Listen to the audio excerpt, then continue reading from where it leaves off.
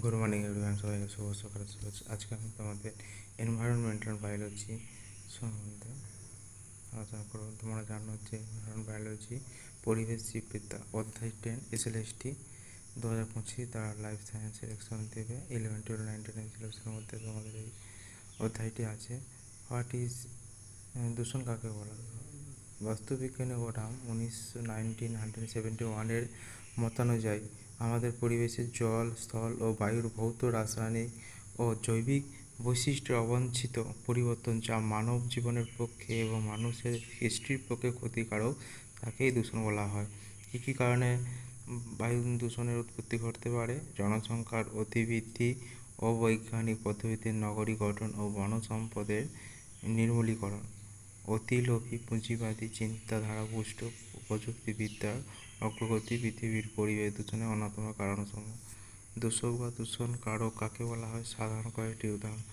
দূষক কারকের উদাহরণ লিখুন। যে সকল পদার্থ পরিবেশকে দূষিত করে তা দূষণ কারক। প্রধানত মানুষ পরিত্যক্ত বর্জ্য পদার্থ যা বাস্তুতন্ত্রের স্বাভাবিক কার্য বিঘ্নিত করে এবং মানুষ সকল জীবের উপর বিষময় প্রভাব বিস্তার করে। সাময়িকভাবে এই সকল পদার্থের দূষণ কারক বলা হয়। ধোঁয়া, SO2, CO2, CONO, ডিটারজেন্ট, গৃহস্থালী নোংরা আবর্জনা প্রভৃতি। অভঙ্গ দূষণ কারক পদার্থ কাকে বলা হয়? উদাহরণ দাও। যে সমস্ত ধাতু বা বিষাক্ত পদার্থ সাধারণ অবস্থায় ভাঙে না বা খুব ধীরে ধীরে ভাঙে তাদের অভঙ্গ দূষণ কারক পদার্থ বলা হয়। ধাতু অ্যালুমিনিয়াম, মার্কিউরিক সল্ট, দীর্ঘশৃঙ্খল ফেনল যৌগ, DDT প্রভৃতি।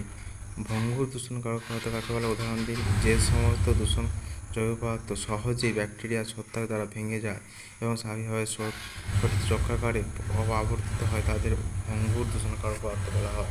উদাহরণ হচ্ছে মল, মূত্র, মৃতজীবী বা জীবের দেহাবশেষ, এগুলি হচ্ছে ভঙ্গুর দূষণ কারক পদার্থ।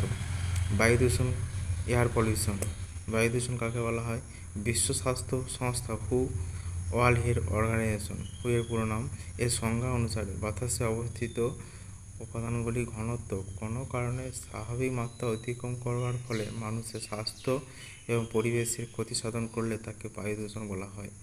বায়ু উৎকর্ষ মান বলতে কী বোঝায়? কোনো নির্দিষ্ট সময়ে বায়ুতে যে সমস্ত দূষক পদার্থের পরিমাণ বাস্তুতন্ত্র ও মানুষের ক্ষতি করে না সেই মানকে বায়ুর উৎকর্ষ মান বলা হয়।